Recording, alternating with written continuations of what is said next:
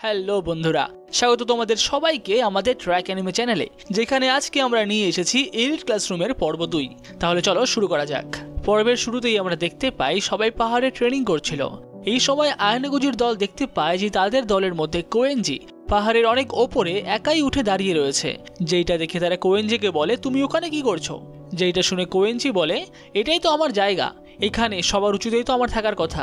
আর এই বলেই সে সেখান থেকে লাফ দেয়। যেইটা দেখে ইউকিমোরা তার দিকে যেতে চায়, কিন্তু সে এগোতে পারে না, কারণ তার পায়ে এখন প্রচন্ড ব্যথা শুরু হয়। আর হওয়ারই কথা, কারণ সে 9 কিলোমিটার পাহাড় চলেছে, তাই তার পায়ে ব্যথাটা হওয়াই স্বাভাবিক। কিন্তু এই সময় বাকি সবাই তাকে বলে, তুমি কি বেকার লিডার, তুমি নিজেই এগোতে পারছো না, থাক আমরা এগিয়ে গেলাম। এখন সবাই এগিয়ে চলে গেলেও হাসিমোটো সেইখানে থাকে, আর সেই ইউকিমোরাকে সাহায্য করে উঠে দাঁড়াতে। কারণ ইউকিমোরার শরীর যদি সুস্থ না থাকে তাহলে ফাইনাল এক্সামের দিন তাদের খুবই সমস্যা হতে পারে। এই সময় আয়নাগুজি বলে, তাহলে আমি গিয়ে কোয়েনজিকে নিয়ে আসছি। আর এখন সে কোয়েনজির কাছে গিয়ে দেখতে পায় যে কোয়েনজি একটা জঙ্গলি শুকুরের সাথে কিছু একটা করছে।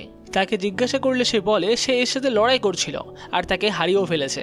একই সঙ্গে সে আয়নাগুজিকে এটাও বলে যে তাকে নিয়ে আয়নাগুজির চিন্তা করার কোনো প্রয়োজন নেই। কিন্তু আয়নাগুজি এই সময় বলে, ফাইনাল এক্সামের দিন আমাদের সবারই তোমার দরকার পড়বে। অন্যদিকে কোয়েনজি এতক্ষণে শুকুরটা তার কাঁধে তুলে নেয় আর বলে, ওসব কথা আমাকে আলাদা করে বলে লাভ নেই, আমার যেটা ইচ্ছা হবে আমি সেটাই করব। এই বলেই সে হাঁটতে শুরু করে, কিন্তু তখনই আয়নাগুজি তার হাত ধরে ফেলে। যেটা দেখে কোয়েনজি বলে, সত্যি তুমি বোকা হওয়ার নাটকটা খুব ভালোই করো, কিন্তু তুমি আমাকে যেভাবে ধরলে আমি বুঝতে পারছি তোমার শক্তি কতটা। কিন্তু যাই বলো, আমি এখন সমস্ত এক্সাম নিয়ে ভাবতে পারবো না, আমার যেটা মাথায় আসবে আমি সেটাই করব। এই বলেই সে সেখান থেকে চলে গেলে আয়নাগুজি মনে মনে ভাবে, সত্যি কোয়েনজিকে কেউ হয়তো কোনোদিনও রাজি করাতে পারবে না। এরপর রাত্রেবেলা খাবার খাওয়ার সময় আয়নাগুজির হঠাৎই চোখ পড়ে নাজুনার দিকে। তার চাবি রিংটা মাটিতে পড়ে যায়, তাই সে সেটাকে তুলে নিয়ে আবার নাজুনাকে দিতে যায়। এই সময় নাজুনা আয়নাগুজির নাম ধরে তাকে ধন্যবাদ জানায়, যার পরে আয়নাগুজি জিজ্ঞাসা করে, তুমি কি আমাকে আগে থেকেই চেনো? যার উত্তরে নাজুনা বলে, হ্যাঁ আমি তো তোমাকে চিনি, তুমি মানাবুর সাথে একসাথে রেস করেছিলে না? আর এখন নাগামোও তোমার উপর নজর রাখছে। যেটা শুনে আয়নাগুজি বলে, নাগামো আবার আমার উপরে কেন নজর রাখছে, সেইটা কি করে সরানো যেতে পারে? যেটা শুনে নাজুনা বলে, তুমি নাগামোকে হারিয়ে দিচ্ছ না কেন, তাহলে তো হয়ে যায়। আর এখন আয়নাগুজিও তার পাল্টা জবাব দেয়, সে বলে, হ্যাঁ আমি তো এটা করতেই পারি, তাই তো? কিন্তু নাজুনা এই সময় হাসতে হাসতে বলে, আরে আরে তুমি তো সিরিয়াসলি নিয়ে নিলে ব্যাপারটা। যেটা দেখে আয়নাগুজি বলে, কেন, আমি যদি নাগামোকে হারিয়ে দিই তাহলে তোমার কি খুব সমস্যা হবে? যেটা শুনে নাজুনা তাকে একবার জিজ্ঞাসা করে, তুমি কি সিরিয়াসলি বলছো কথাটা? যেটা শুনে আয়নাগুজি বলে, হ্যাঁ আমি লক্ষ্য করেছি তোমার সাথে নাগামোর সম্পর্কটা একটু অন্যরকম। যেটা শুনে নাজুনা বলে, হ্যাঁ আমি নাগামোর একটু কাছের লোক, যাই হোক তোমার হয়তো আমার কাছ থেকে স্পেশাল কিছু জানার আছে, তুমি সেটা আমাকে জিজ্ঞাসা করতে পারো। তুমি আমাকে আমার চাবির রিংটা ফিরিয়ে দিলে, এর বদলে আমি তোমার জন্য এটুকু তো করতেই পারি। এই সময় আয়নাগুজি বলে, হ্যাঁ আমার কিছু প্রশ্ন তো আছে মেয়েদের গ্রুপের ব্যাপারে। এর পরবর্তী সিনেই আমরা রাত্রেবেলা আয়নাগুজিদের গ্রুপ দেখতে পাই, যেখানে একটা ছেলে তার ছোটবেলার কথা সবাইকে বলছিল, যে সে নাকি ছোটবেলায় স্কুলে ফুটবল খেলতো আর তার টিম এত ভালো ছিল যে তারা প্রত্যেকবারই ন্যাশনালে যেত, আর সে নিজেও খুবই ভালো প্লেয়ার ছিল। কিন্তু এরপরেই তার সিগারেটের নেশা ধরে যায়, আর স্কুল সেটা জানতে পেরে তাকে টিমের থেকে বের করে দেয়। তারপর থেকে সে আর ফুটবল খেলেনি। এই সময় সে বাকি সবাইকে জিজ্ঞাসা করে, তোমরা ছোটবেলায় কি কি করতে? আর এখন ইউকিমোরা বলতে শুরু করে, আমি ছোটবেলা থেকেই শুধুমাত্র পড়াশোনাতেই ফোকাস করতাম, কেননা আমি কোনো খেলাতেই অত ভালো ছিলাম না। আমি ভেবেছিলাম যে আমি ক্লাস এতে তো চলেই যাব, কিন্তু তাও দেখো আমি ক্লাস ডিতে রয়েছি। আর এখন সুডোও তো কত ভালো পড়াশোনা শুরু করে দিয়েছে, কিন্তু আমি তাও করতে পারছি না। আমি সত্যিই নিজেকে একটুও বদলাতে পারলাম না, আমি সত্যিই এই দলের লিডার হওয়ার যোগ্য না। আর এরপরেই ইসিজাকি উঠে তাকে বলে, কোনো ব্যাপার না, তুমি যথেষ্ট ভালো লিডার, অন্ততপক্ষে আমাদের দলের বাকিদের থেকে তো ভালোই। যেটা শুনে ইউকিমোরা একটু খুশি হয়। পরের দিন সকালে কাজ করার সময় ইউকিমোরা একটা ছোট্ট জলের বালতিও তুলতে পারছিল না, যেটা দেখে ইসিজাকি তার কাছে যায় আর তাকে সাহায্য করে। একই সঙ্গে সে বলে, তোমার এখন রেস্ট নেওয়ার দরকার, কেননা ফাইনাল এক্সামের দিন সবার তোমাকে প্রয়োজন পড়বে। আর এই সময় ইউকিমোরা সবাইকে ডেকে বলে, ফাইনাল এক্সামের জন্য আমার কাছে একটা প্ল্যান আছে, কে কতটা দৌড়াতে পারবে তার কোনো লিমিট নেই, সেই কারণে তোমরা যে যতটা পারবে ততটুকু দৌড়ে নেবে, তাহলে আমাকে একটু কম দৌড়াতে হবে। আর তার এই প্ল্যানটা এখন সবারই ভালো লাগে। এরপর যখন আয়নাগুজির দল সবাই মিলে একসাথে যাচ্ছিল সেই সময় তারা দেখা হয়ে যায় কারিজাওয়ার দলের সাথে। আর এই সময় কারিজাওয়া আয়নাগুজির হাতে ছোট্ট একটা কাগজের টুকরো ধরিয়ে দেয়। এর পরবর্তী সিনে আমরা দেখতে পাই যে আয়নাগুজির সাথে দেখা হয় তাচিবানার। তাচিবানা এই সময় একটা কোণায় বসে বসে কাঁদছিল, যাকে দেখে আয়নাগুজি বলে, তুমি কাঁদছো কেন? তোমার কি কালকের পরীক্ষা নিয়ে চিন্তা হচ্ছে? যার উত্তরে তাচিবানা বলে, না না, ও সমস্ত পরীক্ষা নিয়ে আমার কোনো চিন্তা নেই, আমার চিন্তা হচ্ছে মানাবুকে নিয়ে। মানাবু একাই অনেক কিছু করতে পারে, কিন্তু আমি সবসময় মানাবুকে নিচে নামিয়ে রেখেছি। মানাবু আমার জন্য অনেক কিছু হারিয়েছে, আর এইবারও সে একই রকমই করতে চাইছে, কিন্তু আমি এটা চাই না। আর তার এই কথাগুলো শুনে এখন আয়নাগুজি বলে, তোমার কি সত্যি আর কোনো বিষয়ে চিন্তা হচ্ছে না? যেটা শুনে তাচিবানা বলে, না না, আমার অন্য কোনো বিষয়ে চিন্তা হচ্ছে না, তুমি যাও এখন এখান থেকে। আর এই বলেই তারা দুজনেই দুদিকে চলে যায়। এর পরবর্তী সিনে আমরা রাত্রেবেলা আয়নাগুজির দলকে দেখতে পাই, যেখান থেকে মাঝরাতে হাসিমোটো উঠে বাইরে যায়, যাকে দেখে আয়নাগুজিও তাকে ফলো করে। আর বাইরে গিয়ে সে দেখতে পায় যে হাসিমোটো আর রুয়েন একসাথে রয়েছে। অন্যদিকে মানাবু আর নাগামোও সেখানে আসে, কিন্তু তাদের মধ্যে কি কথাবার্তা হয় সেটা আয়নাগুজি বুঝতে পারে না। আর এর পরের দিনই ছিল ফাইনাল পরীক্ষা। প্রথম পরীক্ষা হয় ধ্যানের ওপরে, তারপরে একটা লিখিত পরীক্ষাও হয়, আর এরপরে হয় সবার সামনে বক্তৃতা রাখার। আয়নাগুজি মনে মনে ভাবে যে সবকটা তো ভালোই হলো, এরপর লাস্টের রেসটা ভালো হলেই সব ঠিকঠাক হয়ে যাবে। আর এখন রেসে আয়নাগুজির দল থেকে প্রথমে দৌড়ায় হাসিমোটো, এরপরে অ্যালবার্ট, তারপরে ইসিজাকি, আর ইসিজাকির পরে আসে ইউকিমোরা।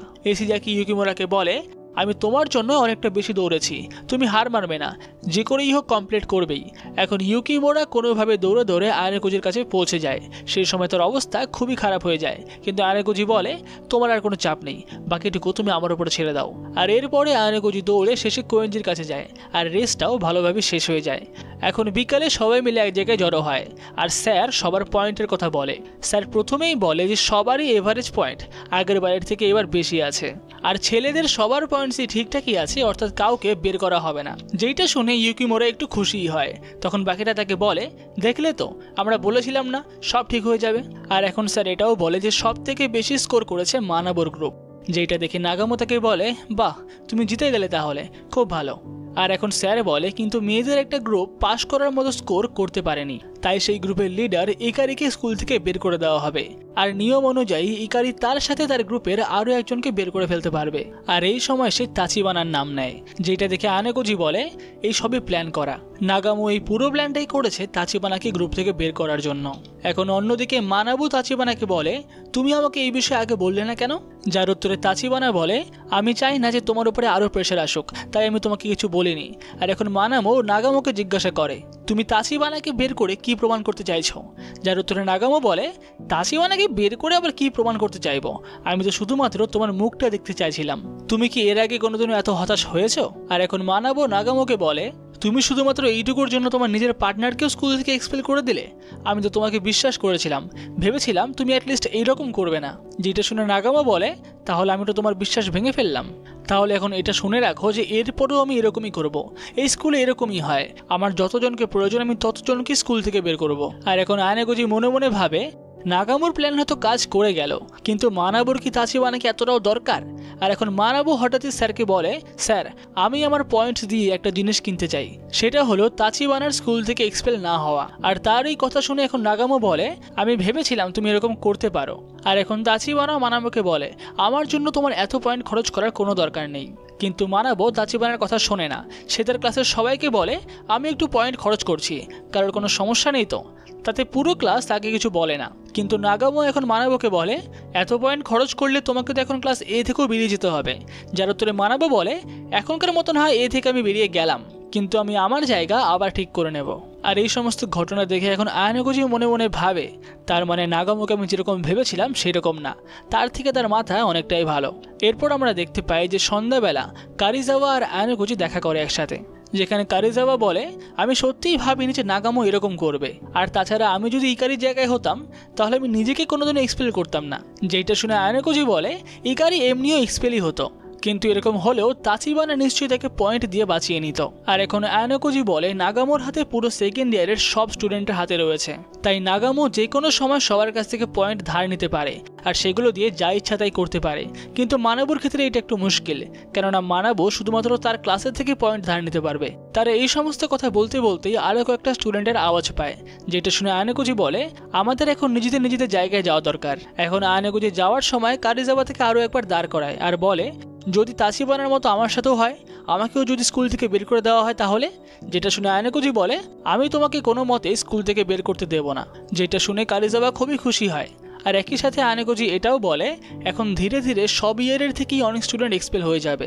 আর এরই সাথে ক্লাসরুম অফ দ্য এলিটের পর্ব 2 এখানে শেষ হয়। পুরো পর্বটা তোমাদের কেমন লাগলো সেটা আমাদেরকে কমেন্ট করে অবশ্যই জানিও।